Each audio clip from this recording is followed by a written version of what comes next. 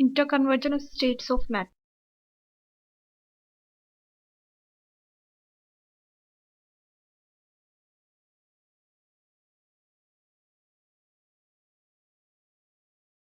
Firstly, we should come to know about the matter, about the state of matter. Matter have mostly three states, that is solid, second liquid,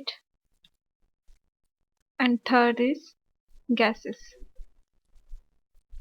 So if we talk about solid, then in solid the interparticle spaces are very less, and we can say that the interparticle force of attractions are very high in solid state, because in solid state particles are compactly packed, and due to this packing there does not have any space between them, so the force of attraction in solid state is more, and due to its solid force of attraction, it does not contain intermolecular spaces. But if we talk about gases, liquid, then in liquid particles, the spaces between particles are more than solids, and the force of attraction between liquid's particle is less than the solid. But if we talk about gaseous state, then in gaseous state the interparticle spaces are more, due to which the interparticle force of attractions are very less. So in solid, particles have closely packed in solid, and it is liquid, and this gaseous state.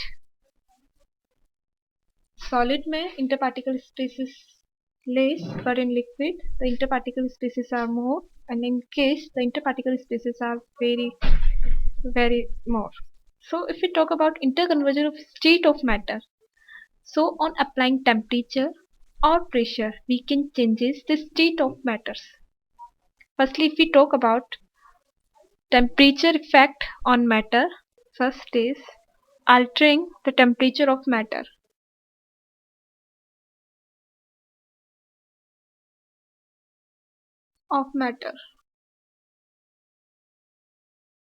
जब भी हम temperature में changes करते हैं तो इनकी जो states होती है, इनकी स्टेट्स भी चेंजेस हो जाती है, because when we heat any solid, तो सॉलिड्स के जो पार्टिकल्स है वे वाइब्रेट होना स्टार्ट कर देते हैं, and due to this vibration kinetic energy increase हो जाती है, and due to this kinetic energy the force of attraction is overcome, और फोर्स ऑफ अट्रैक्शन कम होने की वजह से the particles far apart from there, और इसीलिए पार्टिकल्स जो होते हैं पार्टिकल्स थोड़े दूर दूर चले जाते हैं और उनके बीच में फोर्स ऑफ अट्रैक्शन कम हो जाता है, सो solid converted into liquid state. If we talk about scale, then degree Celsius is also, and Kelvin scale is also we use.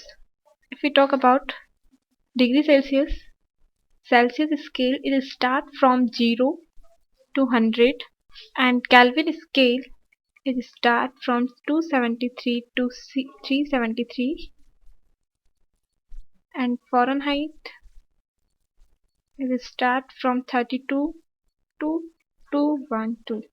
So if we find out the relation between degree Celsius, Kelvin and Fahrenheit, then it is degree Celsius minus 0 minus initial value of any scale upon the difference between the lower value and higher value, which is 100 in Celsius scale, is equal to, if you talk about Kelvin, then Kelvin scale is start from 273 upon the difference between 373 and 273 is 100, and if we talk about Fahrenheit, then it is F minus 32, because its initial value is 32, and the difference between 212 and 32 is 180. So it's a relation between degree Celsius, Kelvin and Fahrenheit. So if we want to convert degree Celsius into Kelvin scale, then we have to add 273 units. So the first question is, convert 27 degrees Celsius into Kelvin.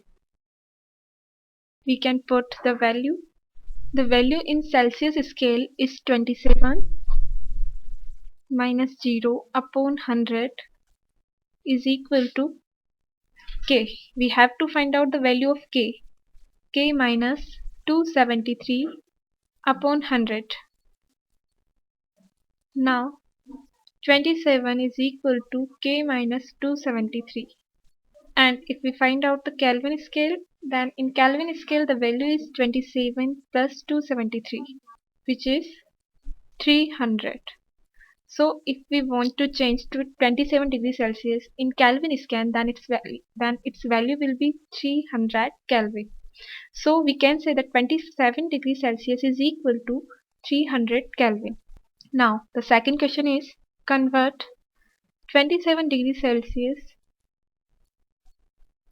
into Fahrenheit scale. And we have the formula, which is degree Celsius minus 0 upon 100 is equal to Fahrenheit minus 32 upon 180. The value of degree Celsius is 27 upon 100 is equal to F minus 32 upon 180. 27 into 18 is equal to 10F minus 320. 486 is equal to 10F minus 320. So 10F will be 486 minus 320 is equal to, and the Fahrenheit value is 16.6 Fahrenheit. So if we want to convert 27 degrees Celsius into Fahrenheit, then its value will be 16.6 Fahrenheit. So we can say that 27 degrees Celsius is equal to 16.6 Fahrenheit.